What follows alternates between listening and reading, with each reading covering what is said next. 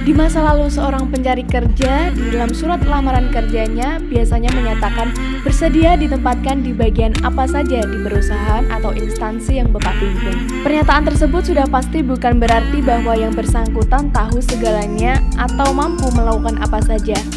Bahkan sebaliknya, dia tidak yakin dengan kemampuan yang dimilikinya dan tidak mengetahui apapun jenis pekerjaan pada perusahaan atau instansi yang dimaksud. Dewasa ini, di era globalisasi yang syarat dengan persaingan, termasuk persaingan pasar kesempatan kerja, seorang pencari kerja dituntut untuk menyatakan kemampuannya di bidang pekerjaan yang dilamarnya, serta besarnya imbalan yang diminta. Sementara itu, perusahaan atau instansi yang membutuhkan tenaga kerja pun sudah menetapkan persyaratan atau kriteria tenaga yang dibutuhkannya. Pernyataan kemampuan tersebut tentu harus dibuktikan melalui tes atau ujian-ujian baik tertulis, praktek maupun lisan atau wawancara. Pelaksanaan rangkaian tes tersebut pada dasarnya adalah untuk mengetahui tingkat pengetahuan, keterampilan, dan kepribadian atau dikenal dengan istilah kompetensi. Sebagaimana diamanatkan di dalam Undang-Undang Ketenagakerjaan dan peraturan pelaksanaannya, seorang yang telah dipastikan memiliki kompetensi melalui proses uji kompetensi berhak memperoleh pengakuan dan perlindungan dalam bentuk sertifikat kompetensi. Hal tersebut berlaku tidak hanya untuk pencari kerja, akan tetapi untuk seluruh tenaga kerja sesuai kompetensinya di bidang masing-masing. Setiap pekerjaan di bidang apapun dituntut penyelesaiannya secara efektif, efisien, akuntabel, mengutamakan keselamatan dan kesehatan kerja serta berwawasan lingkungan hidup. Untuk memperoleh hasil kerja dengan cara penyelesaian tersebut, diperlukan the right man is the right place. Untuk membahas lebih lanjut mengenai sertifikasi kompetensi, mari kita saksikan obrolan santai berikut ini. Halo rekan-rekan semuanya, di sini kita akan ngobrol santai bareng Mas Agus dari Lembaga Sertifikasi Kompetensi Barista mengenai uji kompetensi. So, kita langsung aja panggil Mas Agus. Silakan Mas Agus bisa bergabung bersama saya. Terima kasih, selamat pagi. Selamat pagi Mas Agus. Apa kabar? Alhamdulillah, baik Mbak Sadli. Alhamdulillah baik. Ya. Oke, nah kabarnya baik nih. Kesibukannya apa nih? Begini Mbak, Agus, hari-hari ini kita sibuk untuk mempersiapkan uji kompetensi untuk barista kopi. Jadi uji kompetensi peracik kopi. Nah, gitu. Iya. Gitu. Ya, okay. Wow, seru ya pastinya ya Mas. Jadi memang konsen di sertifikasi kompetensi untuk barista-barista ya. Betul, karena ini ya di seluruh Indonesia ya Mas ya. Betul, karena ini kan kopi ini di Indonesia itu sekarang naik daun. Iya, jadi banyak kafe-kafe bermunculan. Iya. Jadi kita perlu ada suatu standarisasi. Jadi bagaimana meracik kopi dengan benar, dengan baik itu bagaimana gitu. Nah, Mas Agus kan konsen di bidang kompetensi nih ya. Nah, apa sih Mas kompetensi itu kalau Syahru boleh tahu? Boleh. Baik, terima kasih ya. Ya. Jadi kompetensi itu bisa diartikan sebagai kemampuan seseorang. Jadi kemampuan seseorang yang dibutuhkan untuk melakukan suatu pekerjaan atau melaksanakan suatu pekerjaan yang didasari oleh 3 hal. Yaitu yang pertama adalah pengetahuan, yang kedua adalah keterampilan, dan yang ketiga itu adalah sikap kerja. Menurut data yang kami peroleh dari World Talent Ranking 2018 bahwa daya saing tenaga kerja Indonesia itu tergolong rendah begitu Pak. Nah itu kenapa sih Pak? Baik, ada beberapa faktor ya kenapa keikutsertaan peserta pelatihan di Indonesia itu enggan untuk mengikuti uji kompetensi atau melakukan sertifikasi ini gitu. Jadi ada beberapa faktor yang mendasari itu. Yang paling tidak ada mungkin 5 faktor ya. Jadi yang pertama itu ada dari segi kebijakan sendiri. Yang kedua bisa juga dari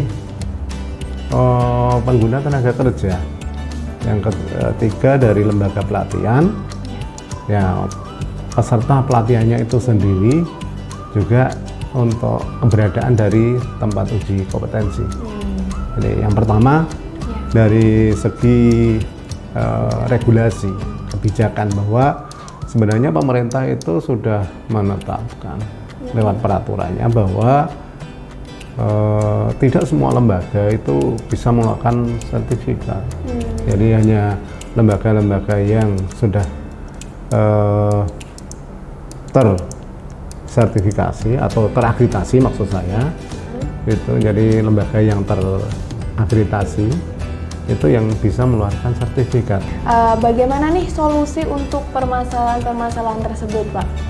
Jadi masalah-masalah yang tadi yang timbul, kenapa peserta uji kompetensi itu rendah terhadap semua jumlah pesertanya, ya, mestinya ada beberapa hal yang perlu menjadi jalan keluar untuk itu. Yang pertama, kita memang harus kampanyekan secara masif ya, semua ini untuk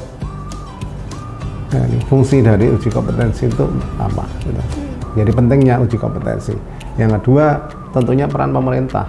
Ini peran pemerintah sebagai pengambil kebijakan, tentunya ini yang berhubungan dengan misalnya tentang mengikat. Jadi tadi kalau kita sebut bahwa lembaga-lembaga yang misalnya mengeluarkan sertifikat yang tidak berhak, itu ya harus ada tindakan.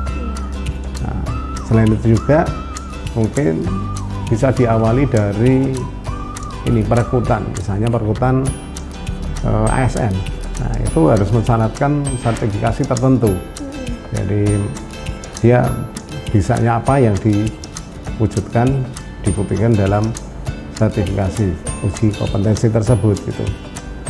Nah, adanya juga ada penghargaan. Jadi penghargaan atas dampak dari sertifikat tersebut. Misalnya seorang pekerja yang mempunyai sertifikat dan tidak, mestinya ada perbedaan tentunya di dalam misalnya gaji gitu. Nah dari hal tersebut bisa ada juga yang nanti berhubungan dengan tadi biaya bisa ditekan sekecil mungkin itu, misalnya karena memang tuknya tempat uji kompetensinya itu tersebar dekat, jadi biaya-biaya misalnya penguji itu bisa dipangkas, biaya perjalanan gitu. Jadi untuk itu dari banyaknya tempat uji kompetensi, banyaknya penguji yang tersebar, ini akan memudahkan akses dan bisa mengurangi biaya-biaya yang timbul akibat pelaksanaan uji kompetensi tersebut. Begitu. Dan terakhir, untuk lembaga sendiri, lembaga sertifikasi maksud saya, itu ya harus profesional, artinya dia mempunyai suatu alat ukur yang tepat, juga yang berhubungan dengan SKL, kurikulum, sesuai dengan kebutuhan studi, jangan sampai ketinggalan dengan dunia usaha maupun dunia industri. Saya kira itu untuk solusi yang bisa diambil. Nah, itu tadi kita sudah ngobrol-ngobrol santai bareng Pak Agus tentang uji kompetensi. Seneng banget dong pastinya karena kita dapat pengetahuan baru tentang uji kompetensi yang memang sangat penting untuk kita lakukan. Jadi terima kasih Pak Agus atas ilmunya, pengalaman yang sudah diberikan kepada kami. Semangat terus, sukses selalu ya Bapak. Dan terima kasih. Ini bisa bermanfaat bagi teman-teman semuanya. Terima kasih.